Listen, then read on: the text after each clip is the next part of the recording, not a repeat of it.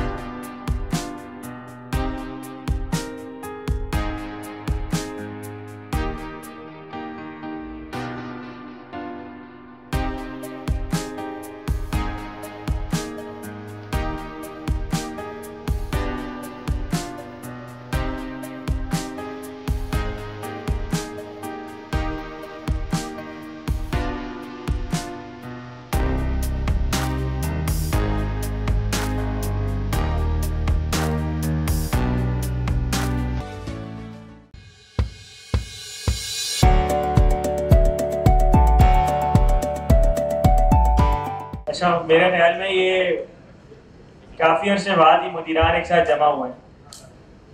गालिबन कितना अर्सा हो चुका होगा आखिरी बार हम 5-6 मुदीरान एक जगह जमा हुए हैं?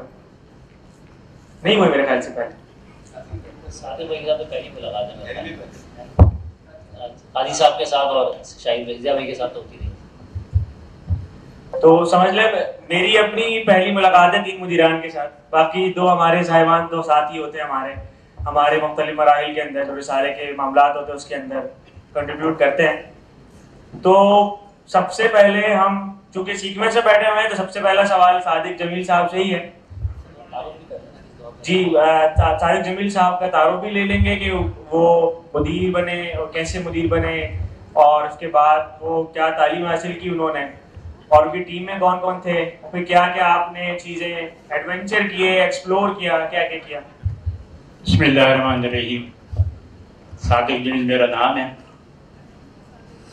अब सवालात तो इतने, तो पूरा घंटा 1.5 घंटा जो है ना बहरहाल इख्तिसार के साथ जो है, तो सादिक जमील जैसे मैंने बताया नाम है मेरा। MA मैंने प्राइवेट दिया कराची यूनिवर्सिटी से। गालिबन नहीं भाई, पक्की बात है 83 में मोहतरम शाहिद हाशमी इस्लामी जमीयत तलबा कराची के नाज़िम बने। उसके बाद जो है साथी की टीम का ऐलान हुआ। हमारे जनाब आज़म मिनाज भाई जो है वो मुदीर थे, साथ में मैं माविन था। इसके बाद ये हमारा जो दफ्तर होता था वो पुराना NID यूनिवर्सिटी कैंपस जो था उसके सामने 23 अब्दुल मालिक शहीद, बड़ी यादें वापसता है। आज भी उसका नाम जहन से महव नहीं हुआ। वहाँ हमारा दफ्तर था। शुरू में जो हम 2 ही लोग थे, सब कुछ यही थे, सर्कुलेशन भी यही थी, इदारत भी यही थी, एडिटर भी यही था, कॉपी पेस्टिंग भी। हमारे आज़म मिनाज भाई जो एक्सपर्ट थे कॉपी पेस्ट करने में, पेज मेकिंग करना, जिसे आजकल तो बहुत आसान हो गया, प्रिंटर पर आपने ग्राफिक पर बैठ के ये डिज़ाइन कर लिया। तो आज़म भाई बड़े उसके एक्सपर्ट थे। तो ये वहाँ से शायर होता रहा। फिर 84 में कुछ ये हालात ऐसे हुए कि पाबंदी लगी, तो हमारा मैगजीन जो है 2-3 महीने के लिए बंद हो गया, नहीं शायर हुआ। तरजीहात हमारी बदल गई। पहले हमारे हाथ में कदम होता था, उस ज़माने में कुछ और चीज़ें आ गई। बाकी जो समझदार हैं वो समझ गए, पत्थर नहीं थे बहरहाल, न गन थी, न चाकू था, न छुरी था। छोटी सी एक चीज़ होती थी, वो उस ज़माने के लोग पहचानते थे वो क्या चीज़ थी। पुरअमन तहरीक थी हमारी जमीयत पर पाबंदी के खिलाफ। ताकि तकरीबन मेरे ख्याल से फरवरी के बाद मार्च, अप्रैल, मई में दोबारा फिर नशात शुरू हुई, और नई सब बंदी के साथ, सब बंदी तो महीने में जो पहले आता था तो हम क्या करते थे, 6,000 से हमने इब्तिदा की थी। जब मैं आजम भाई के साथ आया था इजारत में, 6,000 महीने का छपता था। और छप के जब वो आता था तो हम वो कतार में रख दिया करते थे, जुनूबी का ये फलां का, ये फलां का, ये इसका। उस ज़माने में गालिबन 4 या 5 हमारे इलाका जात होते थे। तो रखते चले जाते थे, फिर एक हफ्ते हम आराम करते थे, थकन उतारते थे, फिर आते थे और नए मैगजीन की तैयारी शुरू हो जाती थी। लेकिन पाबंदी के बाद ये हुआ, जहाँ बहुत सारी नुकसानात हुए, फ़ायदा ये हुआ कि उसके बाद जो हमने शुमारा निकाला उसकी हमने कीमत भी बढ़ा दी 1 रुपया, और 6,000 के बजाय हमने 4,000 प्रिंट कराया। ऐसी आदत तो ये थी मुफ्त ले जाने की, बाद में आते रहे पैसे, और आते थे नहीं आते तो एक अलग कहानी है।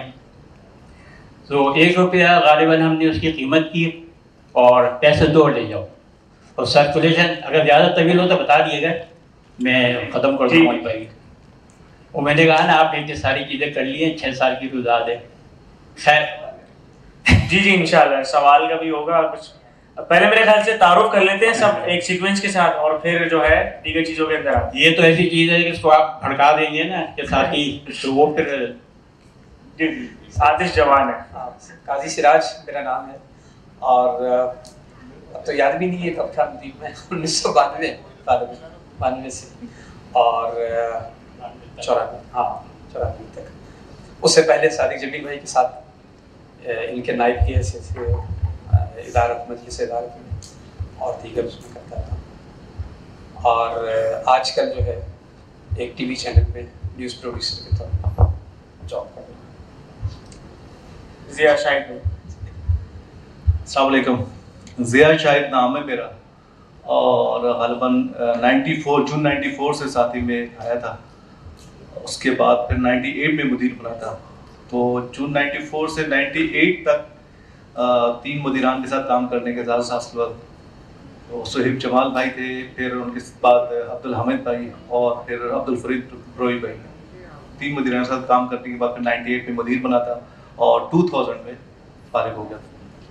और वैसे बीकॉम मैंने किया हुआ था, सीए करने का इरादा था, लेकिन वो नहीं कर पाया था। वो आर्टिकलशिप करके 2 साल वो फिर वाइंड अप कर दिया था। उसके बाद फिर जॉब कर रहा था, जॉब शुरू कर दी थी। और आजकल ARY में जॉब थी मेरी न्यूज़ में, और उसका आजकल फ्रीलांस काम करता हूँ। नजीब हनफी भाई। बिस्मिल्लाहिर्रहमानिर्रहीम। नजीब अहमद हनफी मेरा नाम है, और इंटरनेशनल रिलेशन में मास्टर्स किया हुआ है मैंने। 2003 में साथी रिसाले में आया था मैं। इससे पहले मैं कुछ कहानियाँ लिखता था, तो उसमें मुझे कोई अवार्ड, पहली कहानी पे भी अवार्ड मिला था। तो बड़ा ऐसे ही एक प्रोग्राम में मुझे बुला लिया था, तो मुझे तो शिरकत बड़ी बात थी, रिजेंट पिलाता मैं था। तो एक ही कहानी लिखी थी मैंने, तो उस पर मुझे अवार्ड ही मिल गया था, तो काफ़ी खुशी हुई इस पर कि मतलब। मुदीर कौन थे उस वक्त? उस वक्त मीर शाहिद, या हो सकता है राहिल यूसुफ, आगे पीछे। तो उसके बाद उन्होंने टीम में ही ले लिया। 2003 से लेके 5 तक मैं इदारत में रहा, और 5 से लेकर 2010 तक मैं मुदीर रहा, 4.5 साल। सबसे लंबे अरसे रहे। हाँ, सबसे। उसकी वजह ये है कि जो मेरे साथ बिलाल हनीफ भाई थे, जो इनको आगे अगला मुदीर, यहाँ आपको पता है कि तब्दील होते रहते हैं, जिस तरह आप यहाँ देख रहे हैं, तालिब इल्मी तक ही लोग मुदीर रहते हैं, उसके बाद फारिग हो जाते हैं। तो चौधरी बिलाल हनीफ थे जो मेरे नायब थे। तो 2008 की बात है कि उनका एक आँख का ऑपरेशन था, बहुत काबिल बंदे थे वो, मगर एक छोटे सा आँख के ऑपरेशन की वजह से उन्हें बेहोश किया गया, तो फिर वो होश में नहीं आ सके, तो उनकी इस तरह शहादत हुई। तो फिर मुझे मदीद रुकना पड़ा, और शमून कैसर को टीम में लेना पड़ा, जो हमारे साथी थे। तो फिर वो मेरे बाद मुदीर बने। बाद में तो आपको पता है कि उनकी भी एक नागहानी हादसे में शहादत हो गई। तो इस तरह मैं एक तवील अरसे मुझे रहना पड़ा। इसमें वो नहीं है कि मैंने किसी को तैयार नहीं किया था, बल्कि शकूक तो पड़ा। हाँ, जिनको मैं तैयार करता हूँ शहीद हो जाते हैं, ये तो ये है। तो वैसे मैं आजकल इंग्लिश मैगजीन वी शाइन उसका चीफ एडिटर हूँ। उसके बाद मैंने मैगजीन शुरू की अपने जगमग तारे प्राइमरी का, तो वो भी एक चीफ एडिटर हूँ मैं उसका।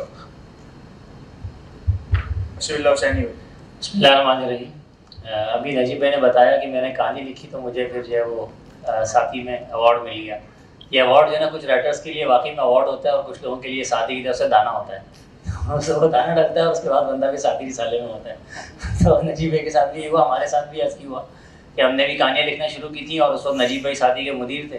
मेरे ख्याल इन्होंने ताड़ लिया था कि इसमें जरासीम में ये आ सकता है, तो उन्होंने भी साथी रिसाले में शिफ्ट करवा लिया। 2008 में साथी रिसाले का हिस्सा बना और 2008 से लेकर 2013 की शुरू तक बिल्कुल, यानी पर 12 पूरा ये मैं नायब मुदीर रहा 4 साल, और फिर मुदीर रहा साथी का 2013 से लेकर 2016 के एंड तक, 16 के आगाज़ तक जो है वो साथी का मुदीर रहा। तो तकरीबन 7 साढ़े 7 साल का अरसा साथी के साथ वाबस्ता रहा है इदारत के अंदर। और मैंने इस्लामिक स्टडी में मास्टर्स किया है, कराची यूनिवर्सिटी से BS किया, उसके बाद बैचलर ऑफ एजुकेशन किया, मास्टर ऑफ एजुकेशन किया, और एजुकेशन की फील्ड से वाबस्ता हूँ। और एक गवर्नमेंट कॉलेज में आजकल लेक्चर इस्लामिक स्टडीज़ के तौर पर अपनी खिदमत अंजाम दे रहा हूँ, और एक तालीमी इदारे के अंदर भी तरबिया डिपार्टमेंट को हेड कर रहा हूँ। अच्छा, ये तो इब्तदाई तारुफ तमाम मुदीरान का हो गया, और उसके बाद कुछ सवालात की तरफ आते हैं। अगर किसी ने कोई सवाल करने हो और साथी की कोई मुंतज़िम यहाँ माइक लेकर आ जाए, अगर किसी को सवाल हो तो वो हाथ खड़ा कर सकता है ताकि हमें नजर आ जाए और हम उसे माइक दे सकें। कोई सवाल है, वरना फिर हम ही सिलसिला चला लेंगे।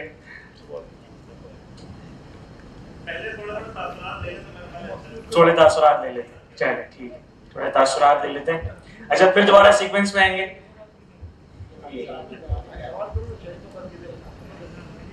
जी कमांडो 4 तो इससे पहले। अच्छा, सादिक जमील साहब से शुरू कर लेते हैं।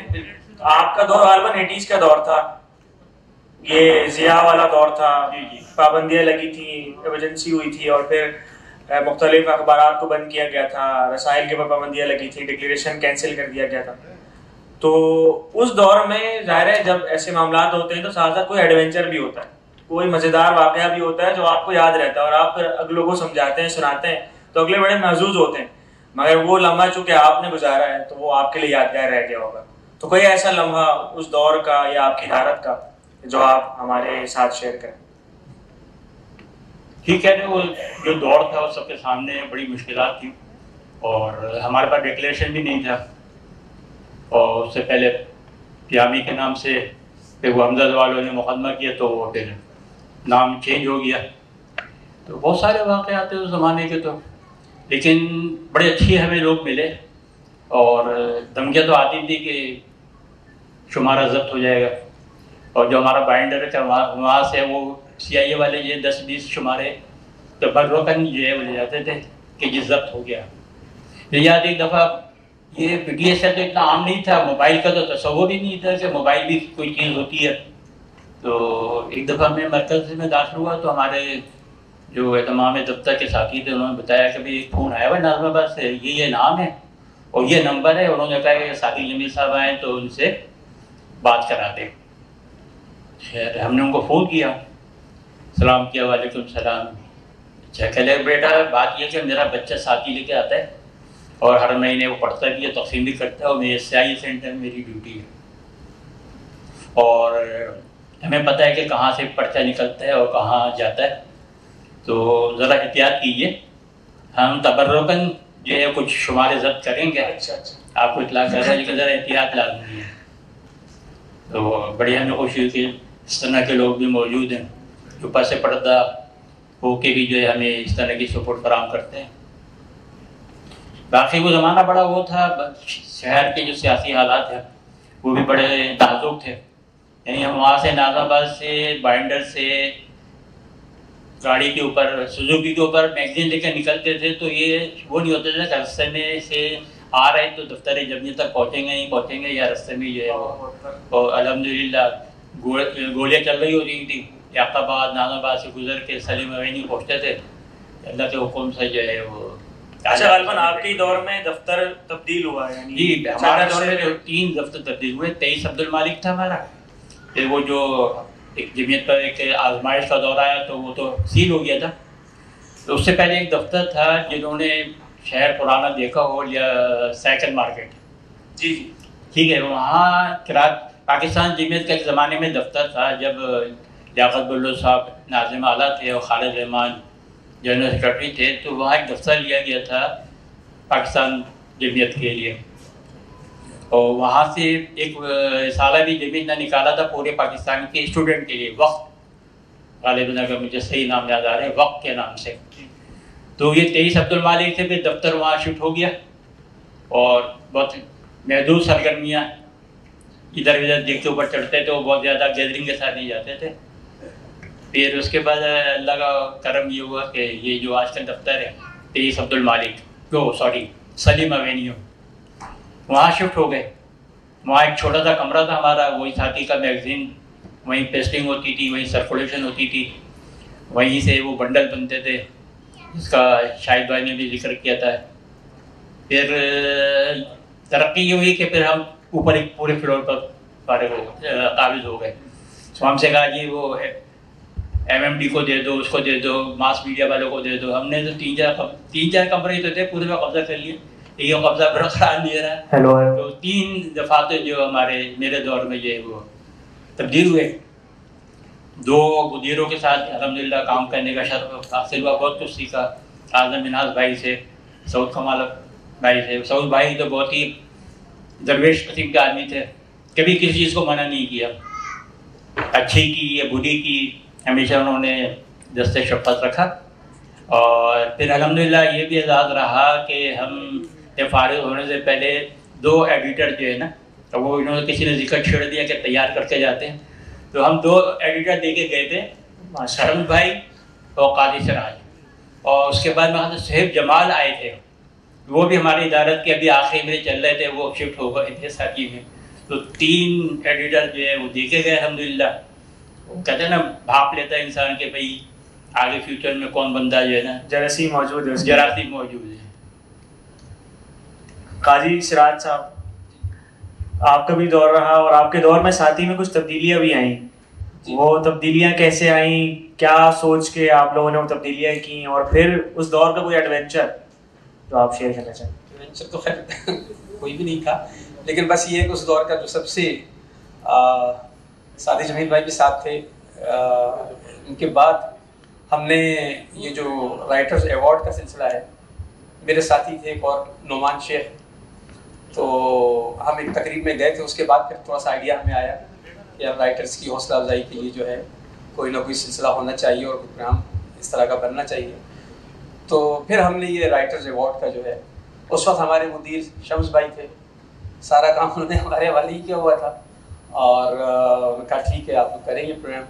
तो पहला प्रोग्राम हमने साथी राइटर्स अवार्ड का किया था मेट्रोपोल होटल। आपने कहा ना कि लोग बूढ़े हो गए, तो होटल भी बेचारा बूढ़ा हो गया, अब खत्म हो गया, अब दोबारा से उसकी तामीर हो रही है।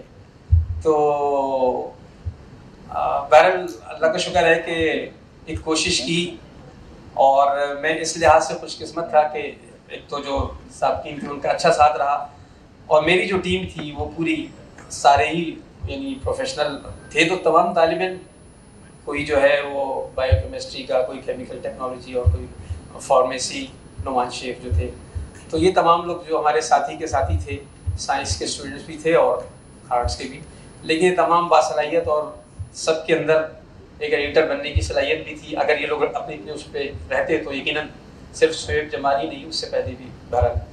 तो मेट्रोपोल होटल में हमने ये सिलसिला शुरू किया था, पहला साथी राइटर्स अवार्ड का, और आज तो खैर बहुत सादा प्रोग्राम हो रहा है, वो खासा रंगीन था।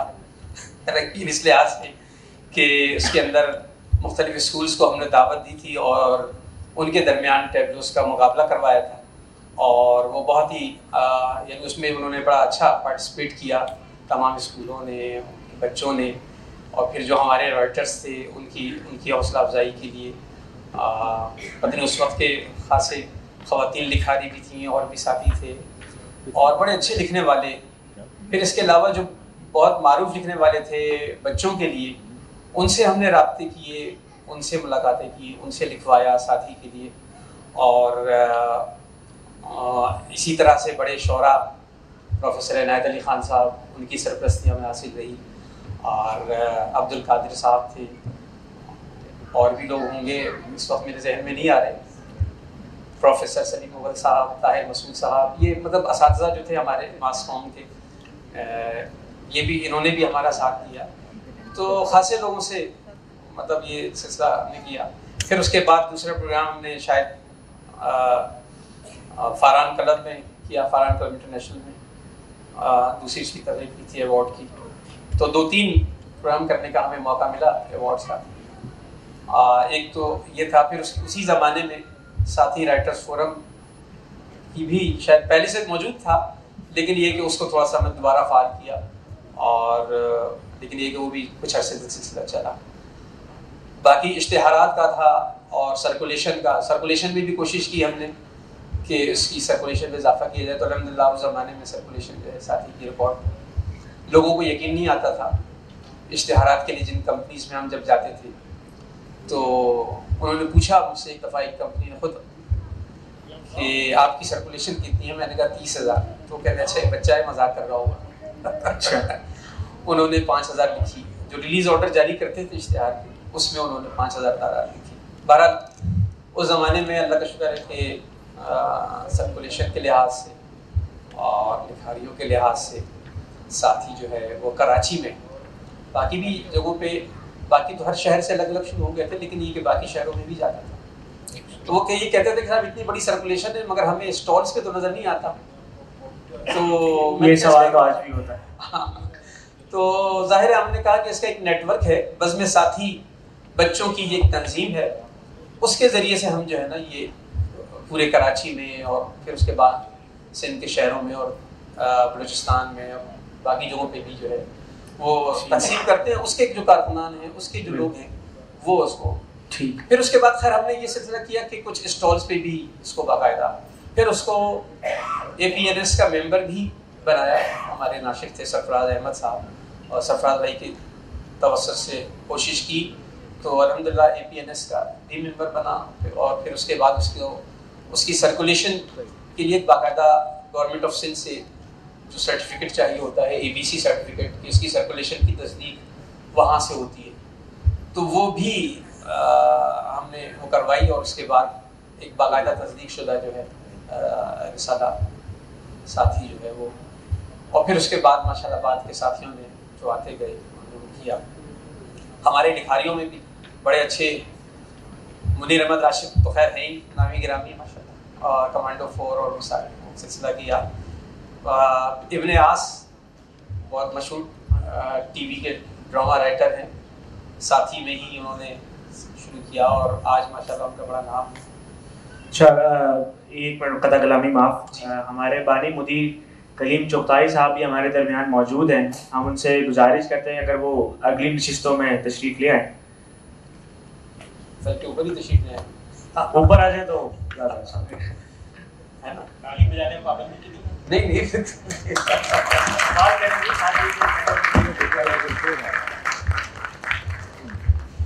सही मायनों में बुजुर्ग मुदीर माशाल्लाह। कलीम साहब भी अपनी जवान है साथी। जी हाँ, बिल्कुल जवान है। अच्छा, असल में वक्त थोड़ा कम है तो हम कोशिश ये करेंगे कि उसको चीज़ें उस तरह लेके चलें। तो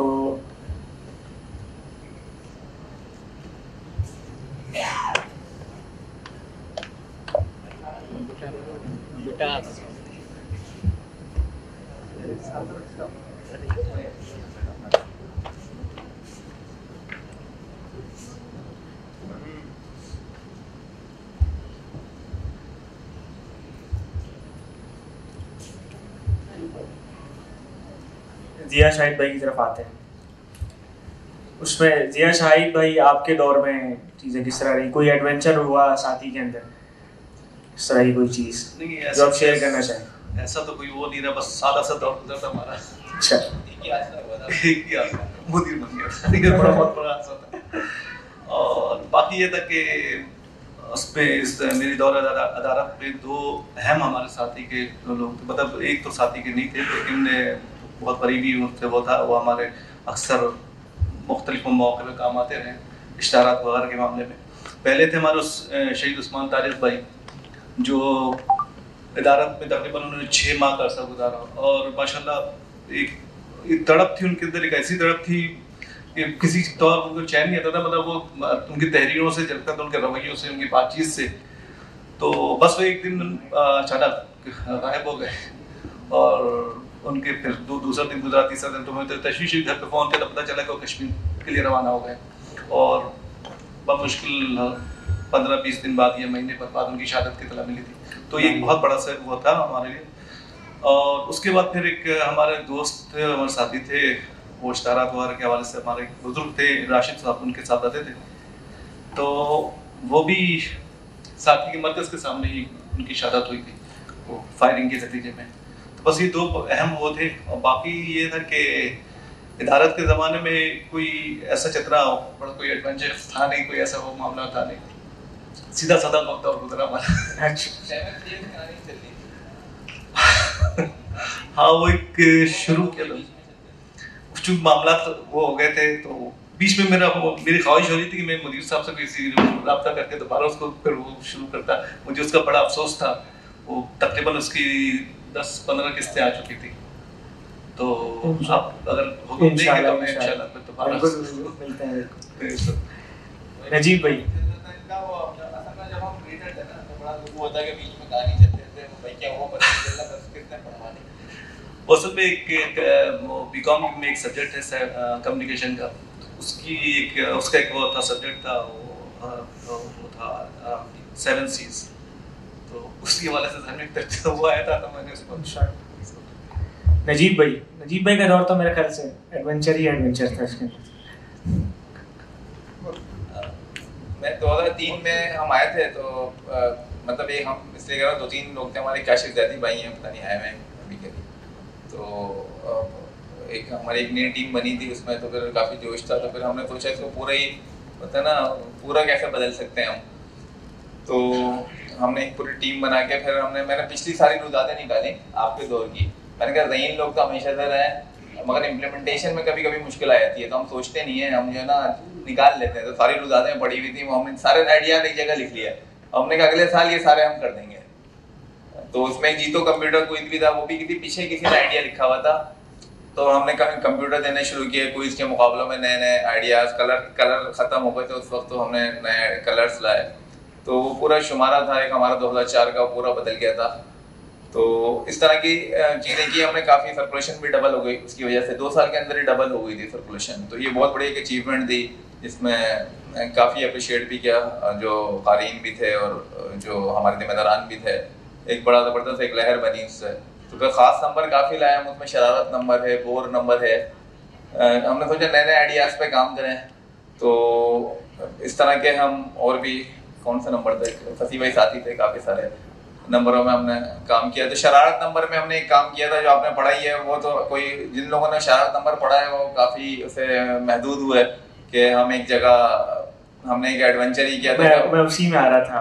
हाँ, बर्तन धोए थे आप लोग? बर्तन, ये रियल था मामला। जी, आज भी लोग पूछते हैं कि पता नहीं हकीकत थी या नहीं थी। हाँ, ये फसी भाई भी साथ थे, शमून भाई भी। हमने कहा शरारत नंबर में क्या करें, तो हमने एक आइडिया क्रिएट किया।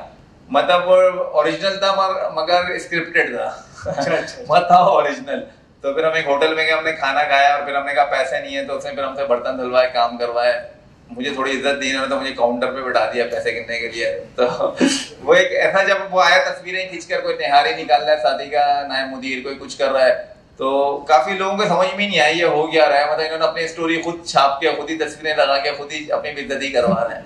तो ये एक बड़ा एक अच्छा रहा। इस तरह की हमने काफी सारी और भी किए।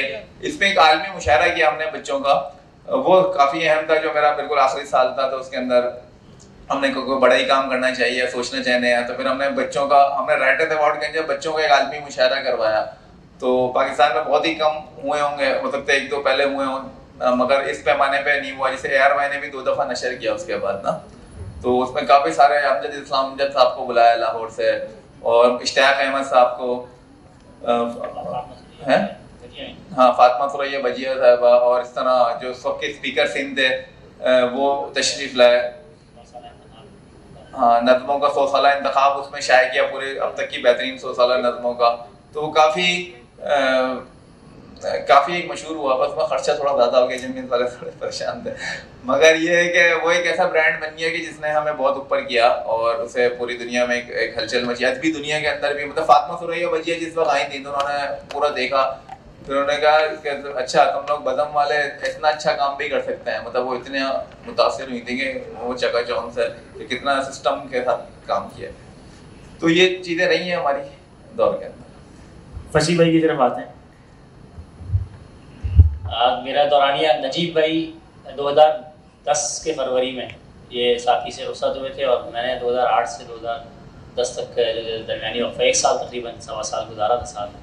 तो कुछ आइडियाज़ पे तो साथ ही मिलकर काम किया। उसमें मुशायरा 2009 में हुआ, बड़ा शानदार, बहुत यादगार था।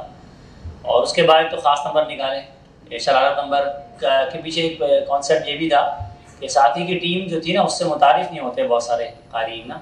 तो ये आइडिया था कि हम इसके नतीजे में कम से कम क़ारीन का तारुफ भी चले, को जो है वो साथी की टीम के बारे में पता चल जाएगा, क्योंकि हम लिख रहे होते हैं, रिसाला बना रहे होते हैं। इसी तरह के मज़ीद कुछ आइडियाज़ हमने फिर आगे भी किए। कुछ एडवेंचर हमने तख्लीक किए कि हम कहीं गए और वहाँ पर फंस गए और वो बड़ी ख़तरनाक सी जगह थी, फिर वहाँ से बच के निकले, वापस किसके साथ क्या हुआ वो एक दास्तान पूरी उसमें रकम की लिखी। ये सिलसिला रहा।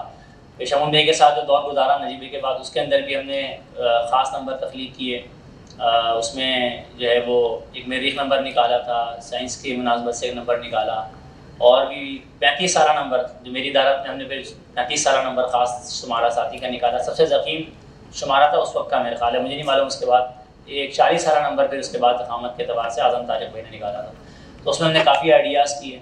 और अपने दौर इदारत में ये रहा कि एक तो जो साथी का मामला था सर्कुलेशन का, वो कुछ हमारा मुतासिर हो गया था। उससे पहले तो हमने उसको बेहतर किया। सर्कुलेशन साथी की बढ़ाई मुझे याद है औसतन 16,000 रुपये हम चले गए थे और मुख्तलिफ इदारों में लगवाया, NGOs के अंदर भी जो है वो लेकर रिसाले को हमने लगवाया। फिर तीसरा जो बड़ा मसला था वो था, ऐसी बात है कि हम रिसोर्स जनरेट करते थे मावनीन के ज़रिए, साथी फ़रोग़ भी होता रहा, लेकिन उससे आमदन कम होती थी। तो हमने इसका एक मैकेनिज़्म बनाया कि हम इसकी रिकवरीज को बहुत बेहतर करें और साथी सेल्फ डिपेंडेंट हो जाए। अल्हम्दुलिल्लाह जब मैं साला दारत से रुखसत हुआ तो साथी जो फाइनेंशियली स्टेबल हो गया था और उसके रिसोर्सेज इतने थे कि बैकअप में कि हम उसको सस्टेनेबल बना सकते थे, उसको आगे लेके चल सकते थे। फिर इसके अलावा जो है वो साथी की टीम के अंदर नया इजाफा हुआ। जब इदारत में आज़म तारिक साथ मौजूद थे, उनके साथ साथ जो है वो अब्दुर्रहमान मोमिन बाद में साथी के मुदीर बने, वो साथी का हिस्सा बने। बहुत शानदार इजाफा था साथी में। उन्होंने अपने दौरे इदारत में रिसाले को भी काम फ़रोग़ दिया और अदब के हल्के में अब उनका बड़ा नाम है। वो आज उनको यहाँ मौजूद होना था, किसी मुसीबत के पास नहीं है मौजूद। तो ये कोशिशें रही हैं। तो 2016 तक साथी के अंदर उससे वाबस्ता रहे और उसके बाद से अब तक साथी वाले पकड़ते रहते हैं कहीं ना कहीं, जो है वो साथी की ज़रूरत पड़ती है तो हम हाजिर रहते हैं साथी रिसाले के लिए। अच्छा जी, अभी कुछ सवालात ले लेते हैं और उसके बाद सेशन का अख्ताम करते हैं। किसी के कोई सवाल करना हो, किसी कोई तहरीर शायद ना हुई हो इन दौर के अंदर, तो वो सवाल कर सकता है। ये पहले मुदीर रहे ना कलीम साहब, तो ज़रा उसका आवाज़ थोड़ा सा रखें।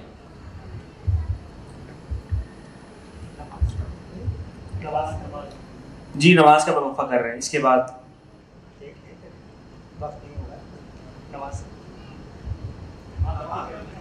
जी जी मस्जिद मौजूद है यहाँ पर, अपनी होती है वहाँ पर।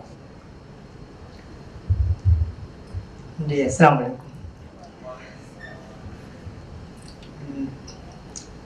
मेरे बारे में मेरे ख्याल है कि सारे लोगों को कई मरतबा मालूम हो चुका है। ज़बरदस्ती उनको सुनवाया जाता है, लोग मजबूरन सुन लेते हैं वही दास्तान पुरानी।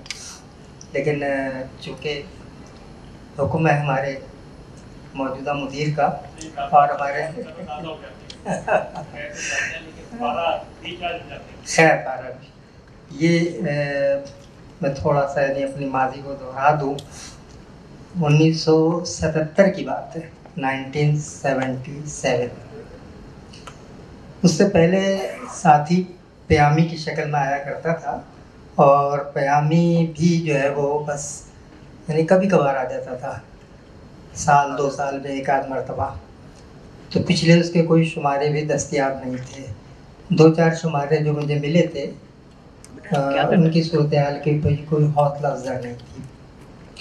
बहरहाल हुक्म मिला हमारे कायदीन की तरफ से कि रिसाला निकालना है, प्यामी निकालना है आपको। उस ज़माने में प्यामी ही निकलता था। तो थोड़ा सा मेरा पस मंज़र था लोगों के इल्म में कि मुझे इन चीज़ों से दिलचस्पी है, इसलिए उन्होंने मुझे ये काम सौंप दिया। और स्कूल चूँकि खुलने वाले थे तो ख्याल ये था कि प्यामी का शुमारा लाकर स्कूलों में जो एक तारुफ़ी मुहिम चलाई जाती है, नए आने वाले बच्चों को इस्तकबाल किया जाता है, उनका खैर मक़दम किया जाता है और उनको फिर हम प्यामी का एक शुमारा बतौर तोहफ़ा पेश करें या वो ख़रीद लें, क्योंकि उसकी कीमत भी हमने बहुत थोड़ी सी रखी थी।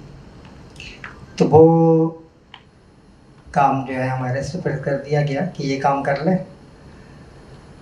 तो मेरे पास और कोई माविन नहीं था, मैंने खुद ही सारी तहरीरें जमा की जो कुछ भी हो सकता था, और उसके बाद फिर उनको किताबत करवाई। उस ज़माने में किताबत होती थी, कंपोजिंग का ज़माना नहीं था, हाथ से लिखा जाता था, खुशनवीस कहलाते थे, वो लोग लिखते थे। तो हमारे मोहतशिम अली कादरी भाई इस मामले में थोड़ा सा तजुर्बा रखते थे। उन्होंने मुझे कातिब से ले जाकर मुतारिफ़ करवाया, मैंने उनको वो सारा मुसव्वदा दिया।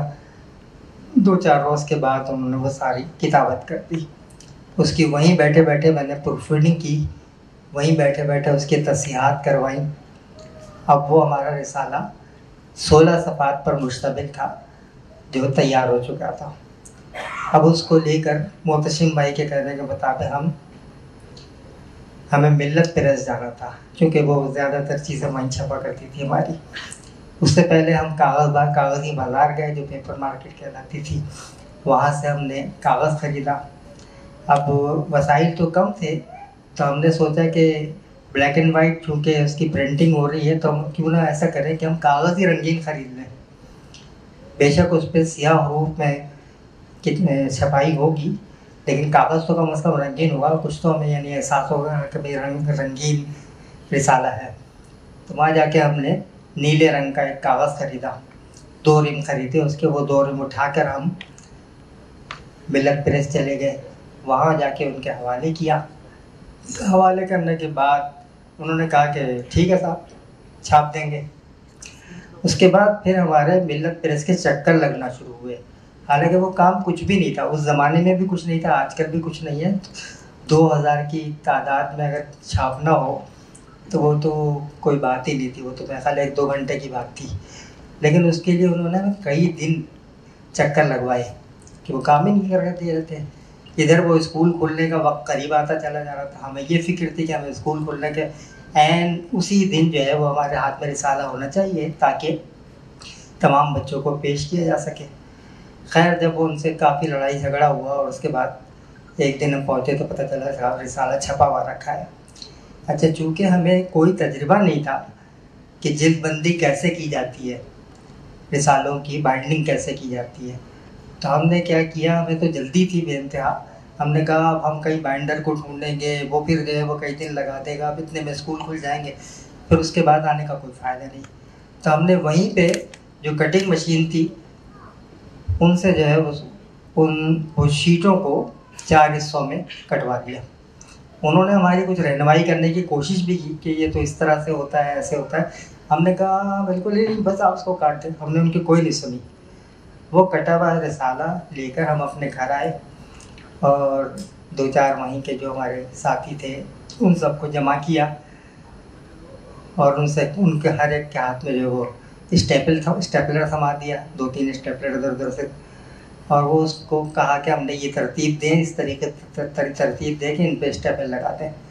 अब जो पता चला कि वो जो है जो काटा गया था वो गलत तरीके से काटा गया था। जब उसको हम स्टेपल करके एक रिसाले की शक्ल देते थे तो पता चलता था कि एक हिस्सा जो है वो कुछ आगे निकला हुआ, बाहर का फालतू कागज़ निकला हुआ है, तो वो रिसाला जी बेढब सा लग रहा था।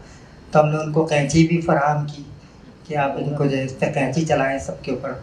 हालांकि यही काम अगर हम जिल्द साज को देते, बाइंडर को देते, तो वो मिनटों में उसको करके भी दे देता और उसमें सफाई भी होती, खूबसूरत भी लगता।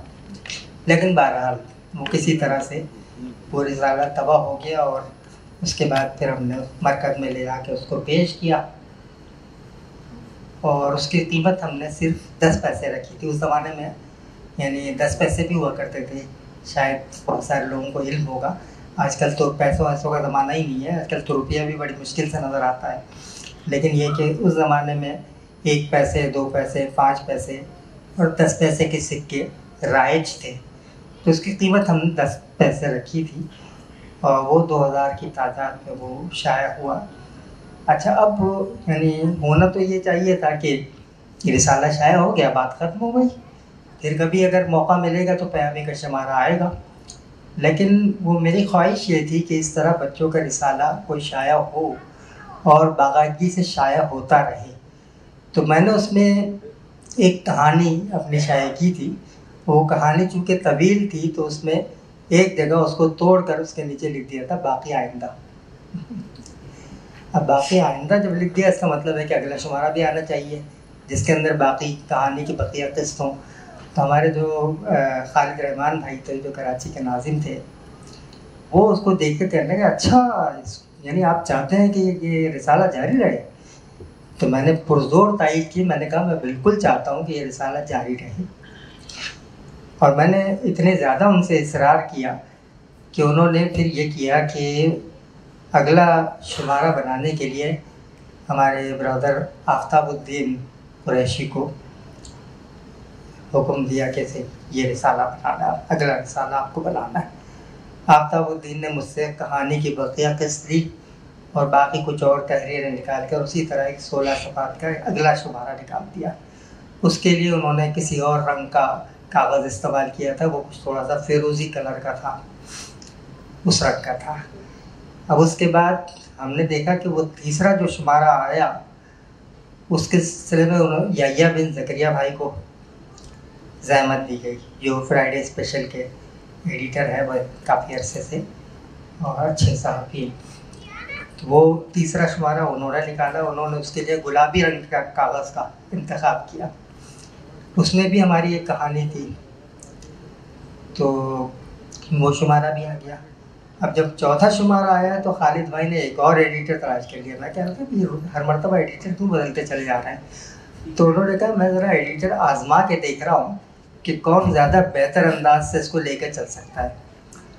तो अगला शुमारा जो चौथा जो था वो हमारे PSHS के थे अनवर सईद, वो उन्होंने निकाला। उन्होंने पीले रंग के कागज़ का इंतखाब किया, उसमें भी एक हमारी कहानी थी। फिर उसके बाद पांचवा शुमारा खालिद भाई को दिया गया, खालिद न्याजी, खालिद रहमान भाई ने खालिद न्याजी को दिया। और जब उन्होंने निकाला तो फिर खालिद रहमान भाई ने मुझे कहा कि अब यही होंगे एडिटर, यही चलाते रहेंगे उसको।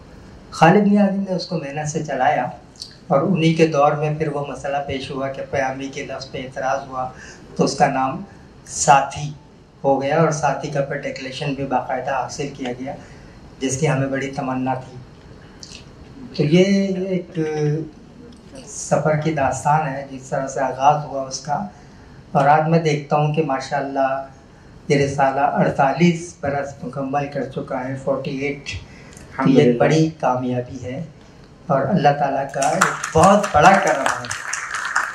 मैं समझता हूँ कि जो सिर्फ यानी तालिब इल्म हैं और इसको फी सबीलिल्लाह काम करते हैं अपने औकात में से वक्त निकाल कर अपने मसरूफियात में से, और फिर उसको उन्होंने इस उरूज को पहुँचाया।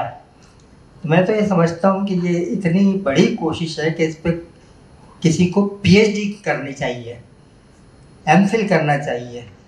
ये एक मिसाल है जो दुनिया में पेश की जा सकती है कि चंद तालिब इल्मों ने मिलकर ये कोशिश की और उसको परवान चढ़ाया और उसको एक मिसाल बना के कायम कर दिया। और आज भी माशाअल्लाह इसका जो मुकाबला है वो बच्चों के दीगर रसाइल से बआसानी किया जा सकता है।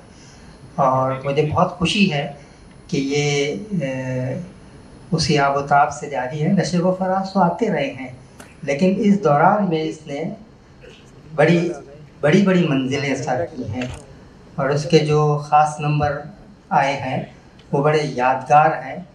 और इसने एक बड़ी यानी जो मैं समझता हूँ कामयाबी इसकी वो ये है कि इसने हर दौर में लिखने वालों की एक टीम फराहम की। ये एक बहुत बड़ी बात होती है कि कोई रिसाला जो है लिखने वालों की तरबियत करे इस अंदाज में कि वो वाकई जो है वो नामवर लिखने वाले बन जाएं, नामवर मुसन्निफीन में उनका शुमार होने लगे या उनकी तहरीरों का इंतज़ार किया जाने लगे। तो साथी की जो कहानियाँ हैं उन पर मुश्तमिल किताबें भी आई हैं और ये सिलसिला मेरा ख्याल है कि जारी रहना चाहिए और मेरी तमाम तर दुआएं साथी के साथ हैं। बहुत शुक्रिया। अच्छा, एक चीज़ मैं एक आपको बताता चलूँ जो साथी के लिए एजाज़ की बात है। ये एक ज़माने में किताबत हाथ से होती थी, वो बटर पेपर बारीक सा पेपर होता था उस पर लिखा जाता था। लेकिन माहनामा साथी को एजाज़ हासिल है कि बच्चों के और बड़ों के जो मैगज़ीन थे वो पहली दफ़ा साथी जो है वो नूरी नस्तालिक, जिसको आजकल आप देख रहे हैं ना, तो बहुत आम हो गई है। उस ज़माने में तो बहुत मुश्किल वो होती थी, सिर्फ नवाए वक्त के बाद वो मशीन थी, उसके बाद उनका देखा देखी जो है वो जंग ग्रुप ने ली थी। तो साथी को एजाज़ हासिल था कि बड़े बड़े बच्चों के जो रिसाले थे और उर्दू अदब के जो रिसाले थे और जासूसी अदब के जो मैगज़ीन थे वो सब हाथ की किताबत पर चलते थे। साथी को एजाज़ हासिल हुआ कि वो नूरी नस्तालिक पर कंप्यूटराइज की किताबत आज के ज़माने में आप कह लें वो उस पर शायर हुआ। क्या बात है। अच्छा, अभी नमाज का वक्त हो चुका है, एक कोई सवाल हो तो वो ले लेते हैं। और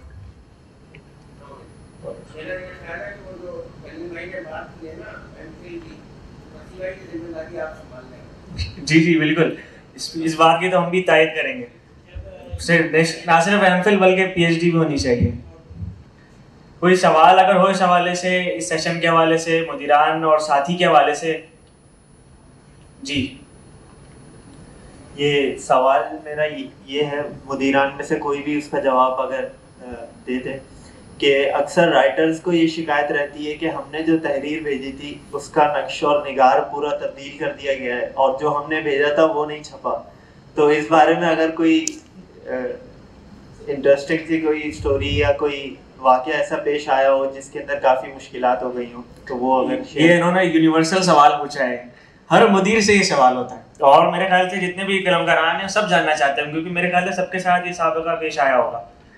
तो मेरे ख्याल से नजीब भाई जवाब दें इसका कि आप लोग क्यों पूरी होलिया बिगाड़ देते हैं तहरीर का।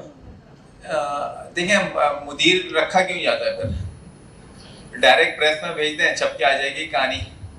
जब आप एडिटर रखा है इसीलिए है कि वो कहानियाँ एडिट करके रिसाले की जो पॉलिसी है उसके मुताबिक चीज़ें डिज़ाइन करे ना, वरना वो फिर अपनी जॉब ड्यूटी नहीं कर रहा। अगर गलत चीज़ आने लगेगी ना, दूसरी शिकायत ये आती है कि साथी का मेयार बहुत गिरता जा रहा है क्योंकि शायद ओरिजिनल कहानियां बहुत छप रही है, मुदीर एडिट ना कर रहा हो।